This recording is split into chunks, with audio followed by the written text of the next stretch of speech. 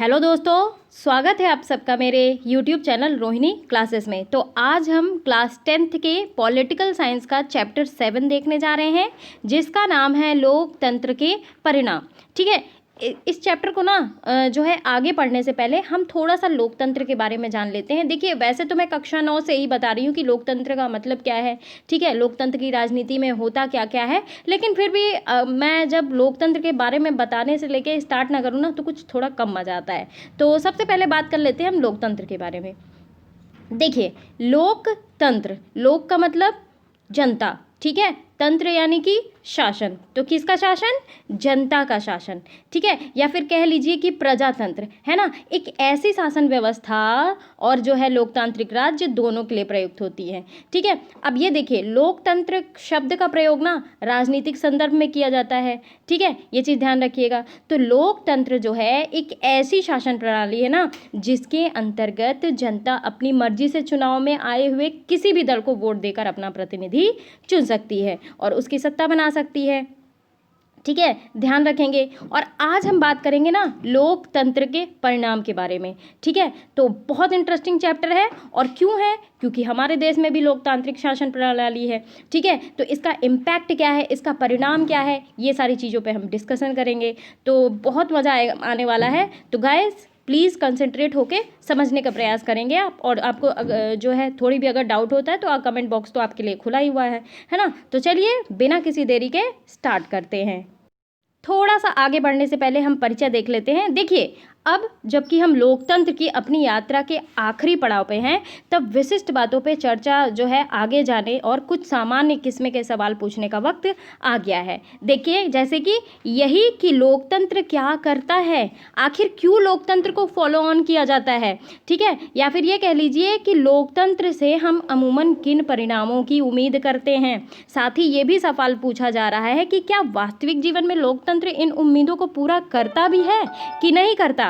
ठीक है, लोकतंत्र के परिणामों का मूल्यांकन कैसे करें, और हम इन्हीं बातों का जो है इस अध्याय की शुरुआत में चर्चा करेंगे। और इस विषय पर विचार करने के बारे में कुछ बातों को स्पष्ट कर लेंगे और बाद में जो है हम इस बात पर गौर करेंगे कि विभिन्न मामले में लोकतंत्र के कैसे परिणाम जो है वांछित हैं। ठीक है, और वास्तविक धरातल पर क्या परिणाम आते हैं, क्या एक्सपेक्टेड है और आते क्या है परिणाम, इन चीज़ों पर हम डिस्कशन करेंगे। ठीक है, और इसके लिए ना हम लोकतंत्र के सभी पहलुओं को, यानी कि शासन के स्वरूप को, आर्थिक कल्याण, समानता, सामाजिक अंतर, टकराव और आखिर में आज़ादी और स्वाभिमान जैसे मामलों पर गौर करेंगे। ठीक है, और इस तलाश में हमें जो है सकारात्मक परिणाम मिलेंगे। लेकिन इन परिणामों के साथ ना कई सवाल और शंकाएं भी तो लगी हुई हैं। तो ये सवाल और शंकाएं हमें लोकतंत्र के सामने खड़ी चुनौतियों पर सोचने के लिए उकसाती हैं, जिस पर हम अगले और अंतिम अध्याय में विचार करेंगे। ठीक है, आपको मैंने मूल अधिकार बता दिया है।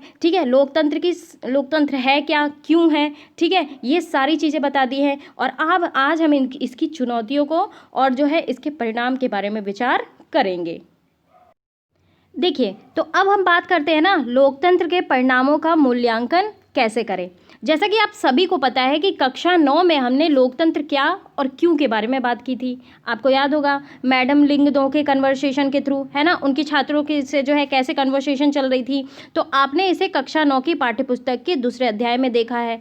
तो देखिए, इस बातचीत से ना ये नतीजा निकला था कि लोकतंत्र शासन की अन्य व्यवस्थाओं से बेहतर है। देखिए, अगर आपने 9th क्लास की जो है पॉलिटिकल साइंस नहीं पढ़ी होगी तो मैं आई बटन पे उसका लिंक दे दूंगी, आप ज़रूर विजिट करिए। क्योंकि आप जब कक्षा 9 पढ़ के आओगे ना तो आपको कक्षा 10 की चीज़ें बहुत अच्छी तरीके से समझ में आएंगी। ठीक है, क्योंकि उसमें बेसिक चीज़ें और छोटी छोटी चीज़ें बताई गई हैं। ठीक है, तो आप ज़रूर विजिट करें, मेरे चैनल में भी है क्लास 9th की NCERT की बुक, तो आप ज़रूर पढ़ें उसे। ठीक है, फिर आप यहाँ पे आइए। अब देखिए, जो है लोकतंत्र शासन की अन्य व्यवस्थाओं से बेहतर है।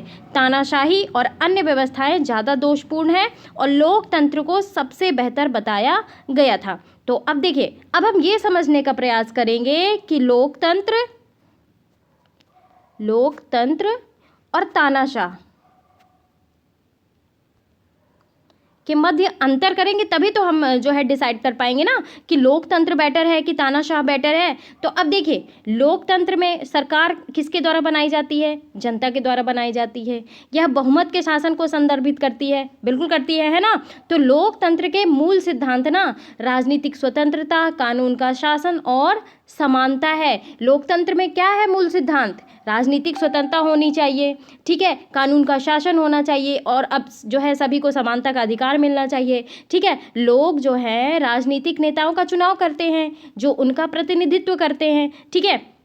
अब जैसे देखिए, आप वोट देते हैं तो राजनीतिक दल को, तो वो फिर राजनीतिक दल जीतने के बाद क्या करता है? जनता के लिए तो कार्य करता है ना।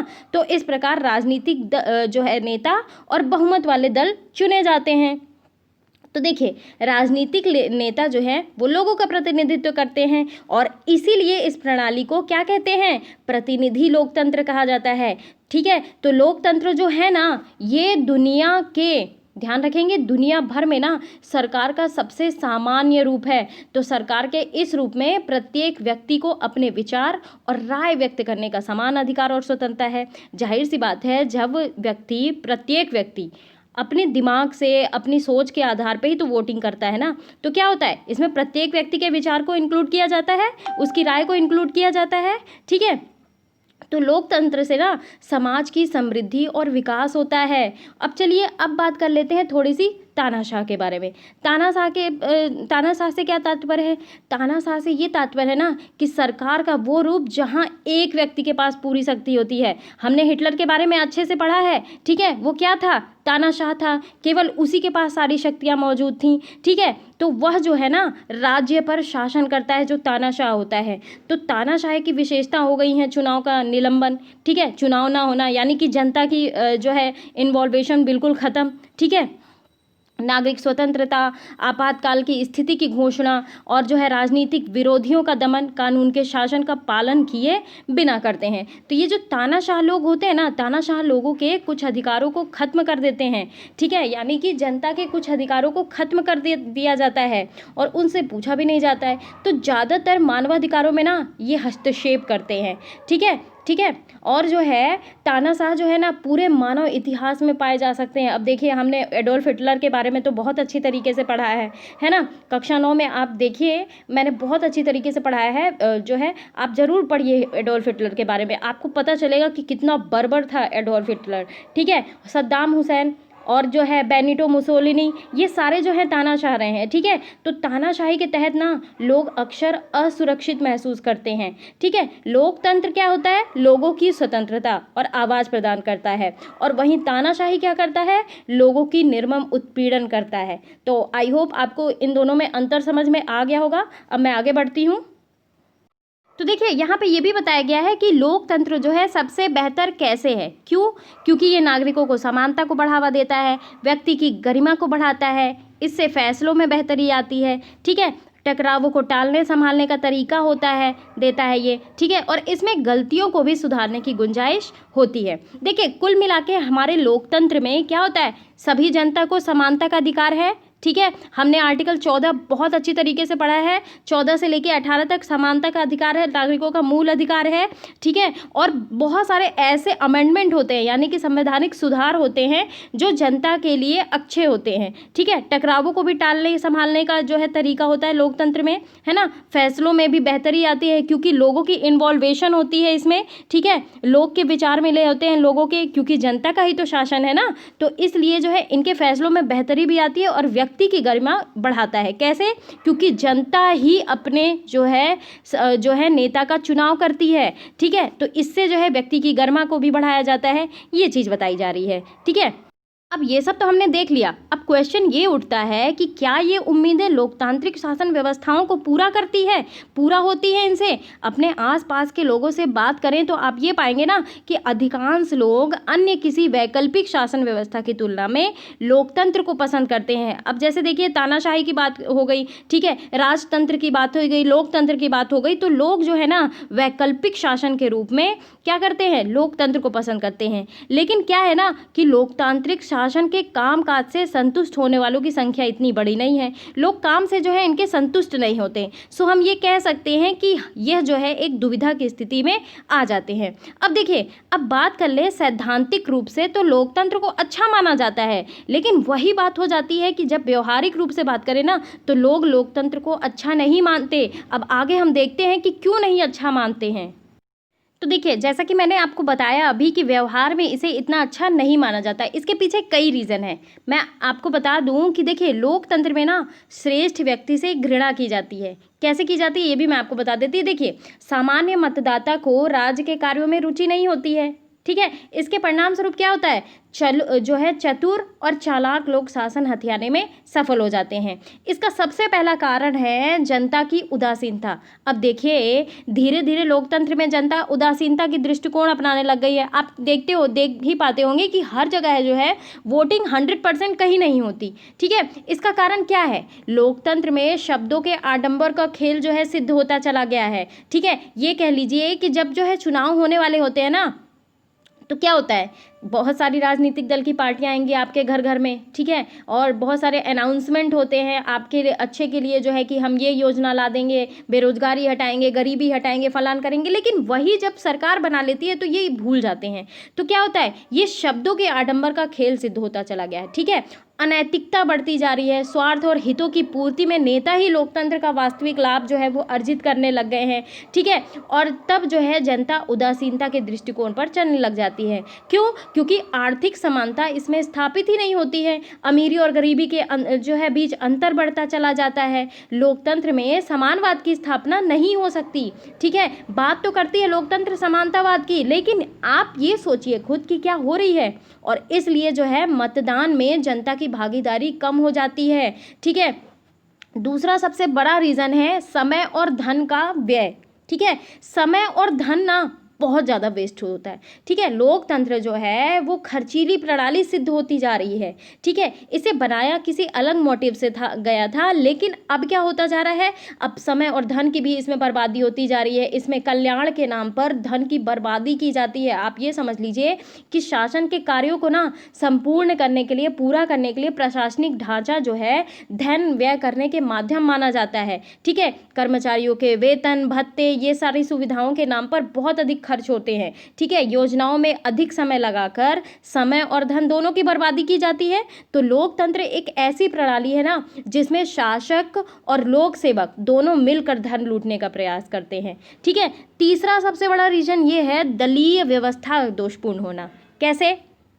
देखिए, लोकतंत्र में ना राजनीतिक दलों के गठन, संगठन, ठीक है, आधारभूत सिद्धांतों में व्यापक अंतर पाया जाता है। अब यही अंतर ना आगे चलकर दलों की नीतियों में अंतर कर देता है। अब आप ये देखिए कि जो राजनीतिक दल है ना, इसमें कभी समानता नहीं होती। लोकतंत्र में ही आप देख लीजिए कि राजनीतिक दल दोषपूर्ण दलीय व्यवस्था को उत्पन्न करते चले आए हैं। अब देखिए, कहीं पर दो दलीय प्रणाली, कहीं पर बहुदलीय प्रणाली पाई जाती है, और इसीलिए ना लोकतंत्र में अस्थिरता उत्पन्न होती जा रही है और इससे जो है दोष उत्पन्न हो जा रहा है, ठीक है। आप ये समझ लीजिए कि ये जो राजनीतिक दल होते हैं ना, ये जो है एक दूसरे से हमेशा असहयोग और संघर्ष की स्थिति में रहते हैं, हमेशा संघर्ष करते रहते हैं। जबकि क्या होता है कि राजनीतिक दलों में असहयोग लोकतंत्र की असफलता को बढ़ावा देना है। ये चीज़ आप कभी मत भूलिए, ठीक है।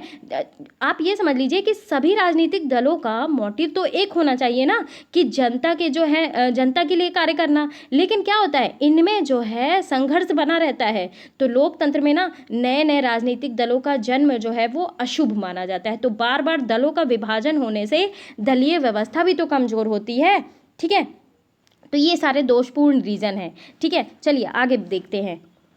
देखिए, अब इस दुविधा के चलते ना लोकतंत्र के नतीजों पर ज़्यादा गहराई से विचार करना जरूरी हो जाता है कि क्या हम सिर्फ नैतिक कारणों से ही लोकतंत्र को पसंद करते हैं या फिर लोकतंत्र के समर्थन के पीछे कुछ युक्तिपरक कारण भी है।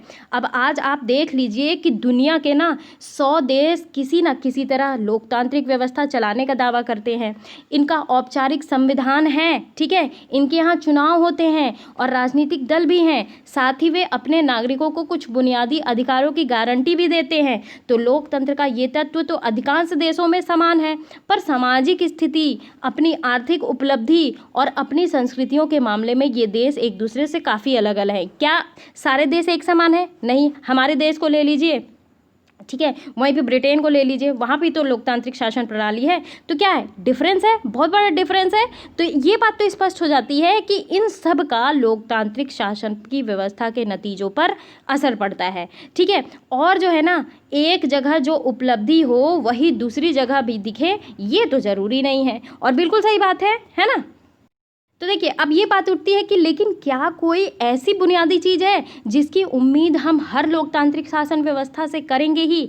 देखिए, कई बार क्या होता है ना कि लोकतंत्र को हर मर्ज की दवा मान लेते हैं, लेकिन क्या होता है, उससे हर चीज़ की उम्मीद करने लगते हैं। तो लोकतंत्र के प्रति ना अपनी दिलचस्पी और दीवानगी के चलते अक्सर हम ये कह बैठते हैं कि लोकतंत्र सभी सामाजिक, आर्थिक और राजनीतिक समस्याओं का समाधान कर सकता है, ठीक है। और जब हमारी कुछ उम्मीदें पूरी नहीं होती है ना, तो हम लोकतंत्र की अवधारणा में ही दोष जो है करने लग जाते हैं। तो क्या होता है, हम ये संदेह करने लग जाते हैं कि क्या हम वास्तव में लोकतांत्रिक व्यवस्था में ही रह रहे हैं। मुझे भी कभी कभी यही डाउट होता है कि क्या हम लोकतांत्रिक व्यवस्था में रह रहे हैं, ठीक है। तो क्या होता है ना कि लोकतंत्र के परिणामों के बारे में ना सावधानी पूर्वक विचार करने की दिशा में पहला कदम यही है कि हम पहले ये माने कि लोकतंत्र शासन का एक स्वरूप भर है, ठीक है। ये नहीं कि लोकतंत्र से ही जो है सब कुछ है, ठीक है। लोकतंत्र जो है शासन का मात्र एक स्वरूप है, ठीक है।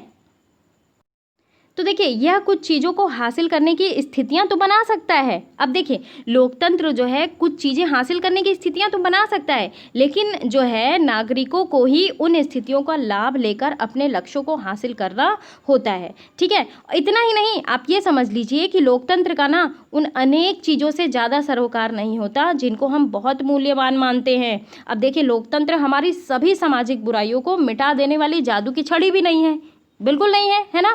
तो आइए हम जो है उन कुछ चीज़ों की जांच करें जिसकी उम्मीद हर लोकतांत्रिक व्यवस्था से की जा सकती है, और साथ ही लोकतंत्र के रिकॉर्ड में भी नज़र डालेंगे। तो अब आई बात उत्तरदायी, जिम्मेवार और वैध शासन की, ठीक है। इसके बारे पे अब हम डिस्कशन करेंगे।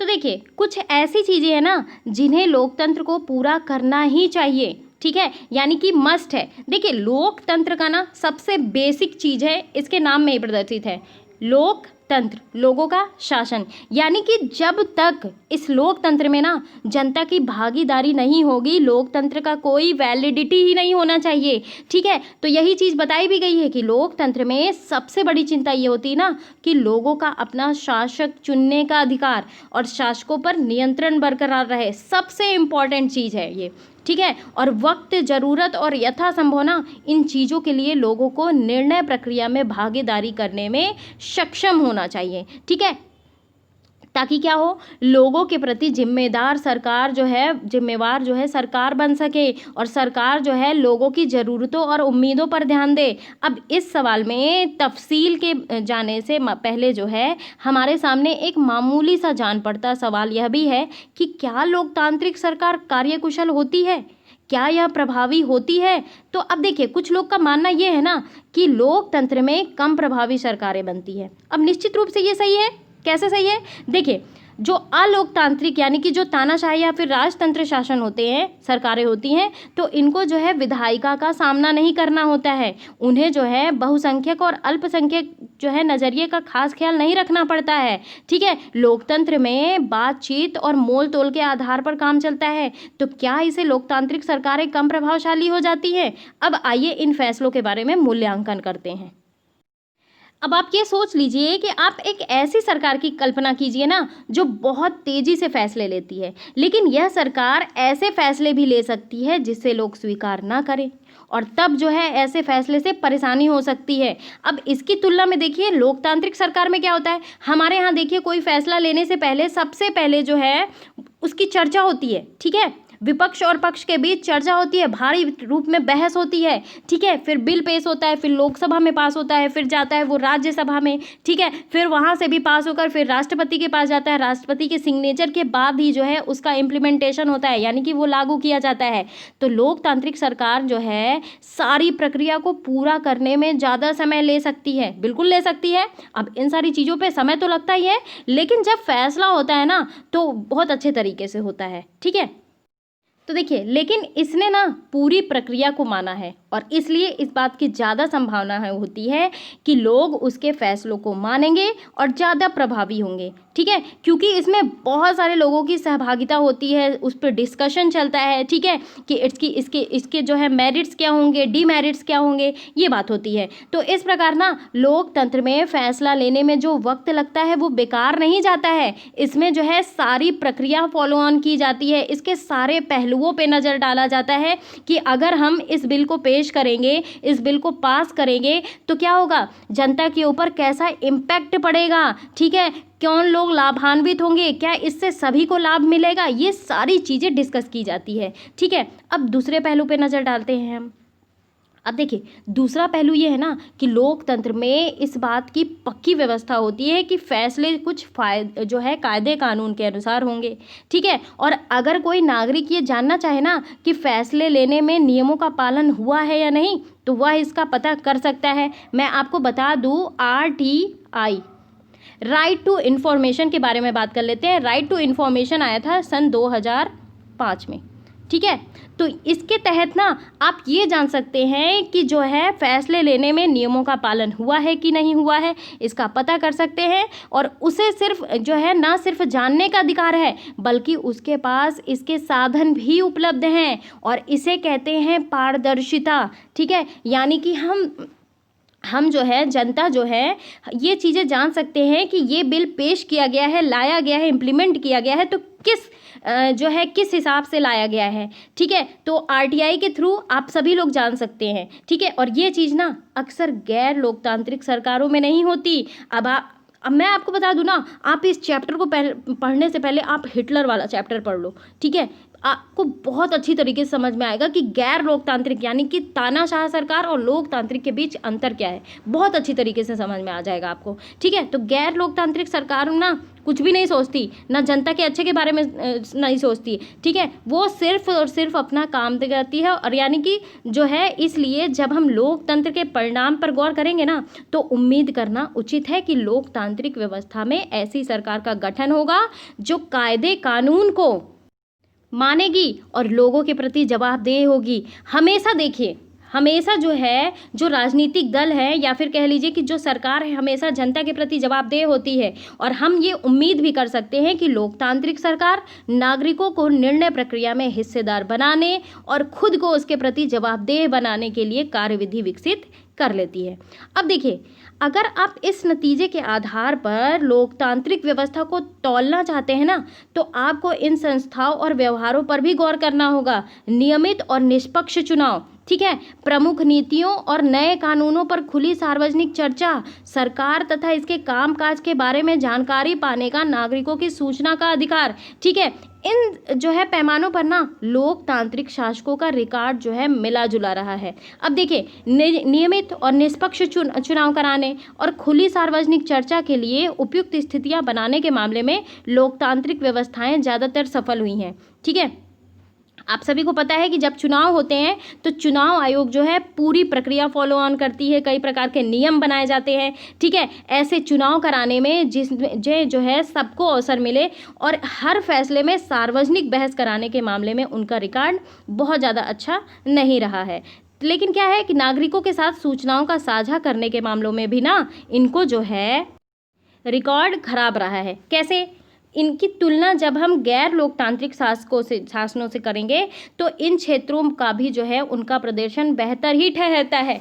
वैसे तो नहीं रहता, लेकिन अगर हम जब कंपैरेटिव स्टडी करेंगे कि गैर लोकतांत्रिक और लोकतांत्रिक, ठीक है, तो इन पे अगर हम चर्चा करना चाहेंगे तो इन कंपैरेटिव तो जो है गैर लोकतांत्रिक शासन का जो है काम बहुत अच्छा चलता है। ठीक है, अब देखिए एक व्यापक धरातल पर ना लोकतांत्रिक सरकारों से ये उम्मीद करना उचित है कि वे लोगों की ज़रूरतों और मांगों का ध्यान रखने वाली हों।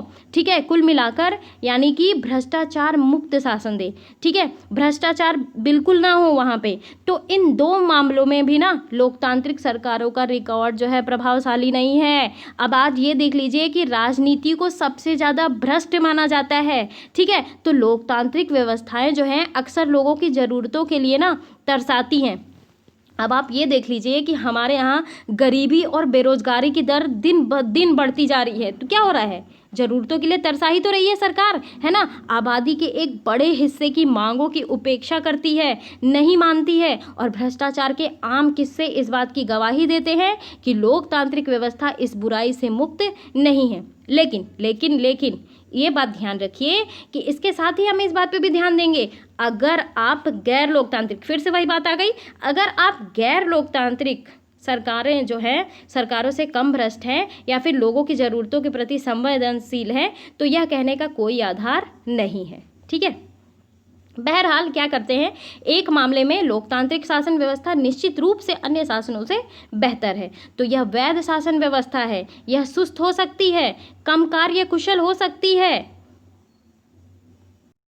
इसमें भ्रष्टाचार हो सकता है, यह लोगों की ज़रूरतों को कुछ हद तक अनदेखी कर सकती है। लेकिन लोकतांत्रिक शासन व्यवस्था जो होती है ना, लोगों की अपनी शासन व्यवस्था है। ठीक है, इसी कारण जो है पूरी दुनिया में ना लोकतंत्र के विचार के प्रति ज़बरदस्त समर्थन का भाव है। तो ठीक है ना, तो ये बात तो बिल्कुल अच्छी बात है कि देखिए इन कंपैरिजन टू आप ले लीजिए अलोकतांत्रिक शासन, यानी कि जहाँ पे लोकतांत्रिक शासन व्यवस्था नहीं है, उसके कंपैरिजन में लोकतांत्रिक शासन व्यवस्था तो अच्छी चल रही है। ठीक है, कुल मिला के कहने की बात ये है।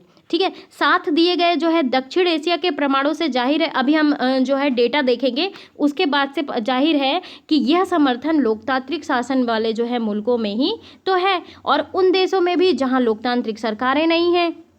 लोग अपने द्वारा चुने गए प्रतिनिधियों का शासन चाहते हैं और वे यह भी मानते हैं कि लोकतंत्र उनके देश के लिए उपयुक्त है। अपने लिए समर्थन पैदा करने की लोकतंत्र की क्षमता भी लोकतंत्र का एक परिणाम ही है और इसकी अनदेखी नहीं की जा सकती है। अब ये देखिए, ये थोड़ा सा डेटा देख लेते हैं। ये है पाकिस्तान को छोड़कर हर जगह लोकतंत्र को तानाशाही के ऊपर वरीयता। देखिए ये दक्षिण एशिया की बात है, लोकतंत्र बेहतर, बांग्लादेश में 69, भारत में 70, नेपाल में जो है 62, पाकिस्तान में 37। ठीक है, मात्र 37। ये कह रहे हैं कि जो है लोकतंत्र को जो है वहाँ पे तानाशाही को ज़्यादा वरीयता कुल मिला के देना चाहते हैं। ठीक है, तो अब यहाँ का डेटा देख लीजिए। ये देखिए, अपने देश के लिए लोकतंत्र की उपयुक्तता में बहुत कम लोगों को संदेह है। दक्षिण एशिया की बात करिए, देखिए 88। ठीक है, बहुत उपयुक्त है। भारत में बात कर लीजिए, देखिए 92% है कि लोकतंत्र जो है वो उपयुक्त है, इतने लोग मानते हैं। ठीक है, ये चीज़ ध्यान रखिए। अब पाकिस्तान में देख लीजिए, पाकिस्तान में भी देख लीजिए, यहाँ 84%। ठीक है, लोकतंत्र के लिए भरपूर समर्थन कहाँ पे सबसे ज़्यादा मिला है, तो देखिए जो है अपने भारत को देख लीजिए 95%। ठीक है, बांग्लादेश में 96%, श्रीलंका में 98%। तो ये सारे जो है ये डेटा हैं। ठीक है, देखिए वीडियो को ज़्यादा लंबा ना करते हुए मैं आपको ये वाला टॉपिक जो है आर्थिक समृद्धि और विकास अगले पार्ट में पढ़ाऊंगी। तो मैं यहीं समाप्त करती हूँ अपना पार्ट 1। कैसा लगा मेरा ये वीडियो ज़रूर आप मुझे कमेंट बॉक्स में बताएं। चैनल को सब्सक्राइब ना किया हो तो ज़रूर करें। और गाइस लाइक्स तो बहुत कम आते हैं, प्लीज़ लाइक कर दिया करो अगर आपको वीडियो अच्छा लगता है। ठीक है, और शेयर भी कर दिया करो अपने दोस्तों में। Thank you very much.